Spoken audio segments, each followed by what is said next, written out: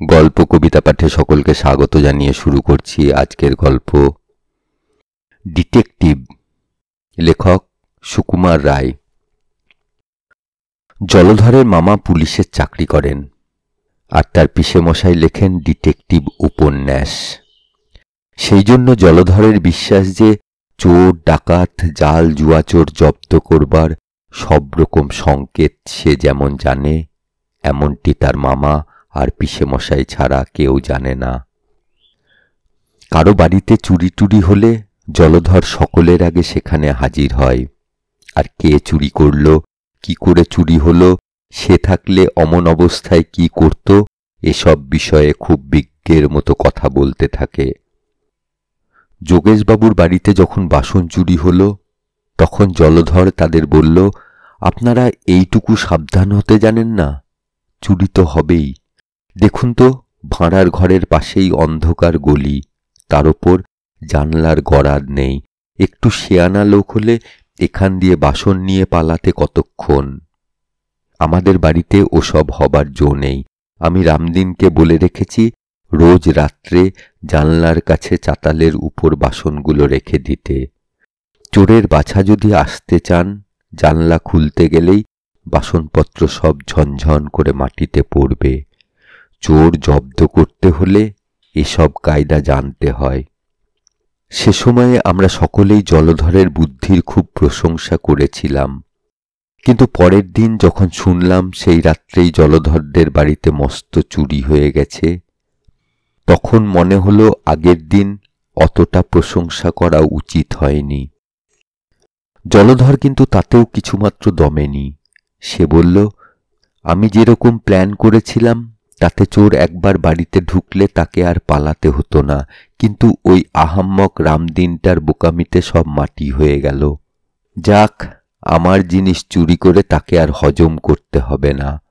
বাছাধন যেদিন আমার হাতে ধরা পড়বেন সেদিন বুঝবেন ডিটেকটিভ কাকে বলে। কিন্তু যা হোক, চোরটা খুব শিয়ানা বলতে হবে। যোগেশবাবুদের বাড়িতে যেটা গেছিল সেটা আনাড়ির এক শেষ। আমাদের বাড়িতে এলে সে বেটা টের পেত। কিন্তু 2 মাস গেল, 4 মাস গেল, ক্রমে প্রায় বছরও কেটে গেল, কিন্তু সে চোর আর ধরা পড়ল না। চোরের উপদ্রবের কথা আমরা সবাই ভুলে গেছি। এমন সময়ে হঠাৎ আমাদের স্কুলে আবার চুরির হাঙ্গামা শুরু হলো। ছেলেরা অনেকে টিফিন নিয়ে আসে, তা থেকে খাবার চুরি যেতে লাগলো। প্রথম দিন রামপদর খাবার চুরি যায়। সে বেঞ্চির উপর খানিকটা রাবড়ি আর লুচি রেখে হাত ধুয়ে আসতে গেছে। এর মধ্যে কে এসে লুচি টুচি বেমালুম খেয়ে গিয়েছে। তারপর ক্রমে আরো 2-4টি ছেলের খাবার চুরি হলো। তখন আমরা জলধরকে বললাম, কি হে ডিটেকটিভ, এই বেলা যে তোমার চোর ধরা বুদ্ধি খোলে না, তার মানেটা কি বলো দেখি? জলধর বলল, আমি কি আর বুদ্ধি খাটাচ্ছি না, সবুর করো না। তখন সে খুব সাবধানে আমাদের কানে কানে কথা জানিয়ে দিল যে স্কুলের যে নতুন ছোকরা বেয়ারা এসেছে তাকেই সে চোর বলে সন্দেহ করে, কারণ সে আসবার পর থেকেই চুরি আরম্ভ হয়েছে। আমরা সবাই সেদিন থেকে তার উপর চোখ রাখতে শুরু করলাম, কিন্তু 2 দিন না যেতেই আবার চুরি। পাগলা দাশু বেচারা বাড়ি থেকে মাংসের চপ এনে টিফিন ঘরের বেঞ্চের তলায় লুকিয়ে রেখেছিল। কে এসে তার আধখানা খেয়ে বাকিটুকু ধুলোই ফেলে নষ্ট করে দিয়েছে। পাগলা তখন রাগের চোটে চিৎকার করে গাল দিয়ে স্কুল বাড়ি মাথায় করে তুলল। আমরা সবাই বললাম, আরে চুপ চুপ, অত চেঁচাস নে, তাহলে চোর ধরা পড়বে কি করে? কিন্তু পাগলা কি সে কথা শোনে? তখন জলধর তাকে বুঝিয়ে বলল, আর 2 দিন সবুর করো, ওই নতুন ছোকরাটাকে আমি হাতে হাতে ধরিয়ে দিচ্ছি। এ সমস্ত ওরই কারসাজি। শুনে দাশু বলল, তোমার যেমন বুদ্ধি, ওরা হলো পশ্চিমা ব্রাহ্মণ, ওরা আবার মাংস খায় নাকি? দারোয়ানজিকে জিজ্ঞাসা করো তো। সত্যিই তো, আমাদের তো সে খেয়াল হয়নি। ও ছোকরা তো কতদিন রুটি পাকিয়ে খায়, কই একদিনও তো ওকে মাছ মাংস খেতে দেখি না। দাশু পাগলা হোক আর যাই হোক, তার কথাটা সবাইকে মানতে হলো। জলধর কিন্তু অপ্রস্তুত হবার ছেলেই নয়। সে একগাল হেসে বলল, আমি ইচ্ছে করে তোদের ভুল বুঝিয়েছিলাম। আরে, চোরকে না ধরা পর্যন্ত কি কিছু বলতে আছে? কোনো পাকা ডিটেকটিভ ওরকম করে না। আমি মনে মনে যাকে চোর বলে ধরেছি সে আমিই জানি। তারপর কদিন আমরা খুব হুঁশিয়ার ছিলাম। 8-10 দিন আর চুরি হয়নি। তখন জলধর বললে, তোমরা গোলমাল করেই তো সব মাটি করলে। চোরটা টের পেয়ে গেল যে আমি তার পেছনে লেগেছি। আর কি সে চুরি করতে সাহস পায়? তবু ভাগ্যিস তোমাদের কাছে আসল নামটা ফাঁস করিনি। কিন্তু সেই দিনই আবার শোনা গেল স্বয়ং হেডমাস্টার মহাশয়ের ঘর থেকে তাঁর টিফিনের খাবার চুরি হয়ে গেছে।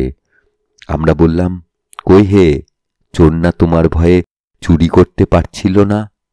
তার ভয় যে ঘুচে গেল দেখছি। তারপর 2 দিন ধরে জলধরের মুখে হাসি আর দেখা গেল না। চোরের ভাবনা ভেবে ভেবে তার পড়াশোনা সব এমনই ঘুলিয়ে গেল যে পণ্ডিত মশায়ের ক্লাসে সে আরেকটু হলেই মার খেত আর কি। 2 দিন পরে সে আমাদের সকলকে ডেকে একত্র করল আর বলল, তার চোর ধরবার বন্দোবস্ত সব ঠিক হয়েছে। টিফিনের সময়ে সে একটা ঠোঙায় করে সরভাজা, লুচি আর আলুর দম রেখে চলে আসবে। তারপর কেউ যেন সেদিকে না যায়। স্কুলের বাইরে যে জিমন্যাস্টিকের ঘর আছে সেখান থেকে লুকিয়ে টিফিনের ঘরটা দেখা যায়, সেখানে থাকব। আর কয়েকজন থাকবে উঠোনের পশ্চিম কোণের ছোট ঘরটাতে। সুতরাং চোর যেদিক থেকেই আসুক, টিফিন ঘরে ঢুকতে গেলেই তাকে দেখা যাবে। সেদিন টিফিনের পর পর্যন্ত কারো আর পড়ায় মন বসে না। সবাই ভাবছে কতক্ষণে ছুটি হবে আর চোর কতক্ষণে ধরা পড়বে।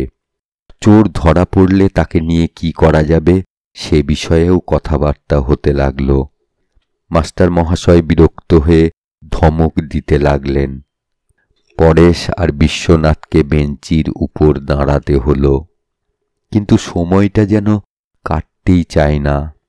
টিফিনের ছুটি হতেই জলধর তার খাবারের ঠোঙাটি টিফিন ঘরে রেখে এলো। জলধর, আমি আর 10-12 জন উঠোনের কোণের ঘরে রইলাম। আর একদল ছেলে বাইরে জিমন্যাস্টিকের ঘরে লুকিয়ে থাকল। জলধর বলল, দেখো, চোরটা যেরকম শেয়ানা দেখছি আর তার যেরকম সাহস, তাকে মারধর করা ঠিক হবে না। লোকটা নিশ্চয়ই খুব সন্ডা হবে।